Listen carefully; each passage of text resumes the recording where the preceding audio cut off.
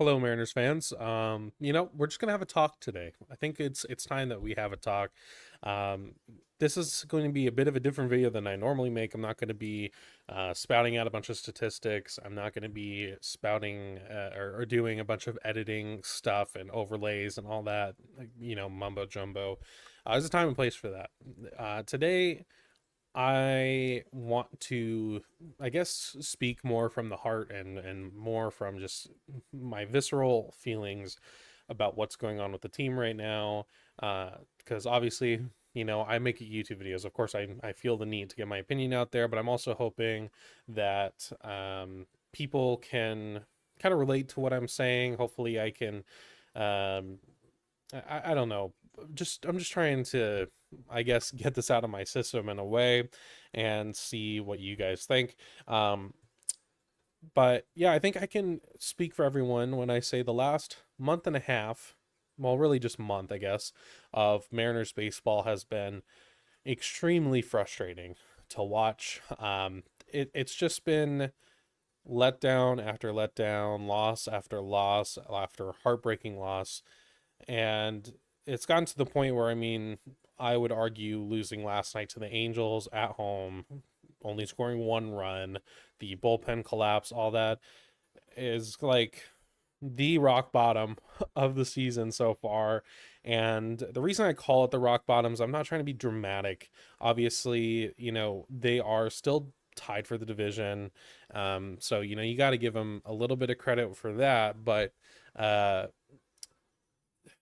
why I say it's rock bottom is I'm hoping that this is the worst it gets so that we can hopefully do some things and find some ways to turn this around. But let's not mince meat here. The team outside of like the starting pitching and like Victor Robles for the most part has been like just terrible for the last month, and it's been really tough to watch. And I think this sentiment hopefully some people can relate to, but at least for me personally, why I take the team performing so abysmally, um, so hard, is not because I've been a lifelong fan of the Mariners. Obviously, I've made that clear that I'm like more of a newer fan, so I don't necessarily relate to people on that front of having to watch decades of pretty mediocre play for the most part. And, but when I started the Mariners jersey tracker, which is how I started getting, more ingrained into the Mariners community, um, I was doing it in a place because I was in a very dark place personally. I felt like I had no creative outlet. My life stresses were to the point where I had no way to. I felt like I wasn't enjoying anything at all. I guess we'll put it that way. Um, and then I've always been a lifelong baseball fan, and I had stopped watching baseball for a long time since about mid 2010s, so like 2015, 2016, and I needed something to be a part of really bad personally. And so I decided to get back into baseball. And when I decided to do that was right when Cal Raleigh hit the drought ending homer. And I live in Washington State, so it's like I was already wanting to kind of look into the Mariners more, just because they're the closest team to me. I can actually drive to go see them. I can't do that for any other major league team. So I want to see what's going on with them. Cal Raleigh hits the walk-off homer, and I see the collective excitement from the Mariners fans, and I could see how much this meant to them. And I didn't know anything about a drought. I had always kind of known the Mariners were kind of a so and so team, um, but I saw how much it meant. And for someone who was in a pretty rough place mentally at the time, seeing that, I was like, I need to be a part of that. I want to be like, I need to get into this and kind of have that thing to cling on to, that positive thing to be able to focus on.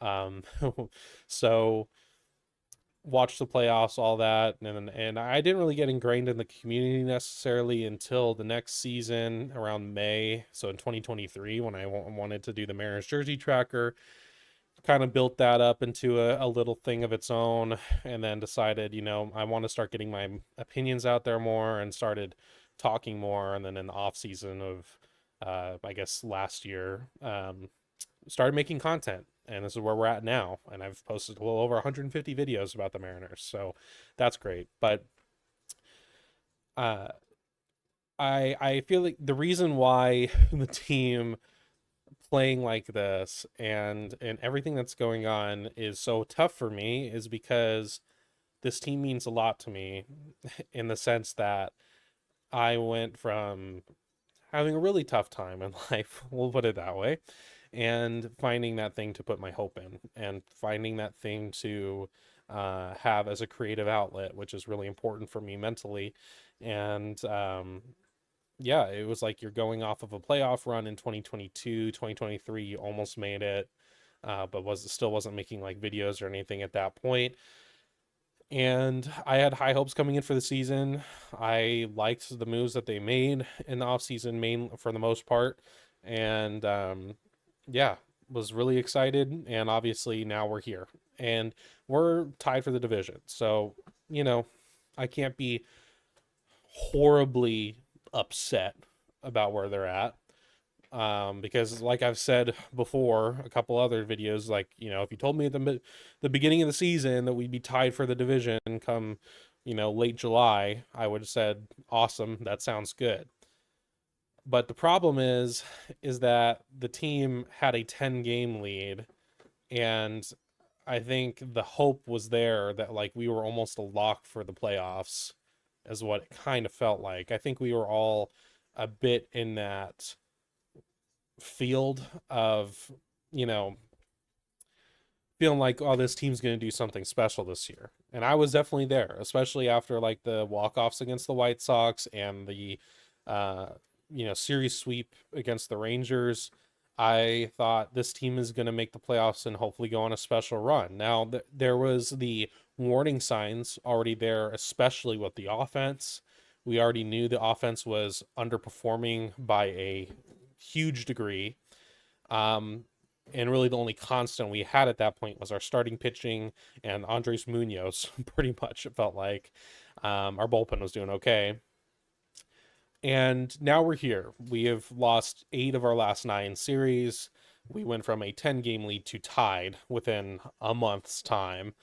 And part of that obviously is Houston getting insanely hot, which, you got to give a little bit of credit to them. However, like at the end of the day, we lost series against the Miami Marlins. We lost series against the Tampa Bay Rays. Like we lost a 4 game series against the Angels in Anaheim, and they're like one of the worst teams at home. So, yeah, very frustrating, obviously. And now, after the last, just this homestand, we've lost Julio to injury. I know he's day to day, but we'll see how that goes. JP last night got hit with a ball while he was batting in the first inning. Hits off his hand. He now has a hairline fracture on his pinky, so he's out for at least a month probably. And Ty France gets put on irrevocable waivers. Now, obviously Ty France was not performing great, so I'm not necessarily surprised, but it's just one of those things where it's like, Ty's a good guy, and he's obviously means a lot to the clubhouse. So, it wasn't exactly going to be a feel good move like, oh, finally. I mean, for some people it might be, but um, obviously that's emotional too, and not a great way. So it's just like one thing after another. Julio goes down, JP goes down, Ty France is gone. We don't necessarily know what the next thing's going to be. We don't know if they finally do something with Mitch Haniger, which they probably should, but obviously, like, that's not going to be some hip hip hooray thing. And yeah, it's been very draining to watch Mariners baseball the last month. And it pains me to say that because I want this team to be successful, and it would certainly help, me personally a lot, and I'm sure a lot of us personally a lot if they played well and were competing for the playoffs and competing in the playoffs. Um, but it's like there's certain things in this team that it's hard for me to, I guess, feel confident that they can be successful in the playoffs, especially even with who they may get in the deadline, because your offense. I mean, not trying to be harsh here. This is just the reality. They've been absolutely dog crap. We'll put it that way. They've been one of the worst offenses in franchise history, and I made a video just a week and a half ago that they're one of the worst offenses in the live ball era, and that's like still continuing. We only scored one run off the Angels last night, and we've lost so many games by the offense just not being able to do anything. And we've all said it before. It's like if our pitching's not perfect, like we might lose this game, and that sucks to be able to say. And as far as the trade deadline goes, like even if we get Jazz Chisholm, I don't. It moves the needle a little bit, but it certainly doesn't fix the offense, because this offense is from a foundational level broken. You are going to set the record for strikeouts, and we can have the debate all you want about whether strikeouts are an aesthetic issue or a real issue. I personally think they're a real issue, and I, because your core is also not producing. Julio was starting to get a bit hot. JP has been just not great all year, and now he's gone, which it sucks to have him gone in general because he is the captain of the team. He's still that leader. Cal has had his moments, but he's also had his really bad moments. Most recently, Mitch Garver's looked absolutely lost at the plate since the break. He's not even close to being competitive right now. Jorge Polanco starting to turn it around, so I mean I'll give him that. And obviously Victor Robles has been a huge positive story for the offense, and he's been the only positive story for this offense. And it's like you got to put it into perspective. Victor Robles got DFA'd by the Nationals. He was a waiver claim, and he's our best hitter right now. That's not how a successful offense, or at least one that's going to be successful in October, is made up of. Like that that's ridiculous. But hats off to Victor Robles for playing well. It's just it's insane that we have to say Victor Robles, who we acquired by waiver claim, is our best hitter right now. Like, there's no universe where that's a good sentence at all. But that's what's true right now. And I feel horrible for our starting pitching, because it's like they, day in and day out, like almost 9 times out of 10, are keeping our team in the game, pitching quality starts, quality start after quality start after quality start. And our offense, or sometimes our bullpen, just pisses it down the drain. It's usually our offense and bullpen. It's usually mainly our offense. I give more blame to our offense, especially like last night, even though the bullpen gave up a couple runs in the 8th or 9th or whatever it was. The offense scored 1 run. Like, that's unacceptable. And I feel terrible for our starting pitchers. Like, when we're talking about the trade deadline, I see so many comments about we cannot waste this starting pitching core and this elite starting pitching rotation. Why are we saying we cannot waste it? We already are wasting it. Like, it is being wasted right now, unless they find a way to turn it around. And I'm still in the camp where I feel like our offense has the talent there. The talent is there. Mitch Garver has had multiple 118, 130 WRC plus seasons. Jorge Polanco for a decade has been a above league average hitter. A- and it's just, I don't really know. Like the talent is there, and all they need to do is be like league average. And if they were league average, then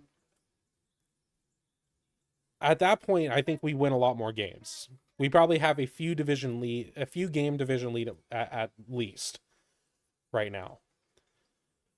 But the offense, like I said, is just there's just a foundational problem within the offensive department in general, and it's like why. And we always talk about how hitters don't want to come play in Seattle. Well, if we keep this up, why would a starting pitcher want to come here? Unless the offense can pick up their slack and give your starting pitcher some support, because they can't be perfect every night.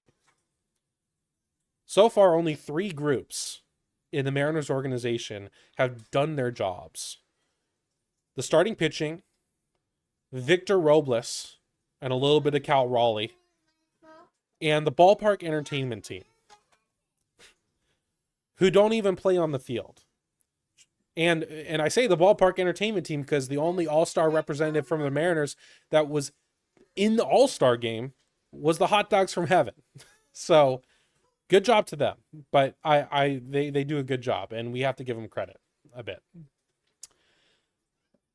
But the offense, the bullpen, other than literally Andres Munoz, have not been doing their jobs. And the bullpen is a tough one because they are guys who shouldn't be in the positions they're in. So I have to cut them a bit of slack there. But even then, there's been, especially recently, just too many bullpen collapses and blowing the game wide open when, yeah, it's just, it feels like we keep handing other teams games. And we're not talking about the Yankees or the Orioles or whatever. We're talking the Los Angeles Angels and Anaheim. Handing them games. One of the worst teams in the league. And we just keep handing them games over and over again. We did it 3 times last week, and we now done it once this week, and hopefully not tonight or tomorrow. So, yeah. And then one thing I want, I need to address also the Mariners community in general, on Twitter, wherever. I said this also last night too. I hope that this is a really difficult time for a lot of people, whether you are on the more pessimistic side or the more optimistic side of the Mariners community. This is still a difficult time for all of us, because the people who are on the pessimistic side, I don't think they want to be proven right about their pessimism. And the people on the optimistic side obviously feel terrible that their team is being terrible. And I hope that in this very difficult time of the season, I'm more or less just urging people who are watching this to choose respect, choose kindness, choose understanding, and reject toxicity when it comes to talking about what this team could or couldn't do, what needs to be done. Because we all share the same goal. We all share the same hope that this team can be successful and make the playoffs and go on a good run in the playoffs, potentially get to the World Series for the first time in franchise history. We all want that. We may all disagree on how that could be done, but I'm so tired of logging onto Twitter and I just keep seeing this I'm right, you're wrong. Oh my gosh, you're such an idiot for that prediction you made months ago. Bullshit. It's not like, for the people who do that, and there's very specific people who do, congratulations. Do you want a cookie? Do you want your participation medal for being right about a prediction? Like, what are you gaining by making it clear to other people that, oh my gosh, I knew Mitch Garver was going to suck at the start of the year. I knew Polanco was going to be out at the year. I knew blah, blah, blah, blah. No one gives a shit. Okay. If you can't discuss on a respectful level and a civil level with other people who are just fans. None of us talking on Twitter have any legitimate pull about what happens on this roster and what happens to the team. So I don't see how it's that hard to just talk like adults and we can agree to disagree about what the team could or couldn't do. It doesn't have to be this tribalistic shit that it just always is. Even when the team's playing good, it's the same thing. So that's my urge to you. Just choose respect. You know, when you see people wanting to be toxic or picking fights or doing the I'm right, you're wrong, whatever, you know, stuff, just ignore them. Don't give them that attention. I need to be better at that too, you know. And also, like, I mean, if you need to say that you know ball specifically, like you need to make it known you know ball. No one cares that much. It's baseball. Okay. It's fine. Um, but yeah, that's where I'm at. I want to do this quick, you know, well, I guess it's not that quick, but I want to do this rant unedited, uncut, no fancy editing stuff. Because, like I said earlier, this team playing well is all I want. I want that to happen. I want them to be successful. I want them to make the playoffs. I want them to have a run at the playoffs. I want to see the Seattle Mariners play baseball in October. Because not only do I want that for everyone who's a fan of the Mariners, because they deserve to watch quality playoff baseball in Seattle. But obviously, like selfishly, I want it for myself too, because this team playing well is would be really important to me personally. Let's put it that way. Um, but yeah, I would love to know what you guys have to think in the comments down below. Let me know how you're feeling right now. If you're new to the channel, you can subscribe. I raise the Trident, it helps me out a lot. You can like the video as well. That's up to you. Those are free things, but it's up to you. But yeah, that's going to be it for me in this one. I will see you in the next.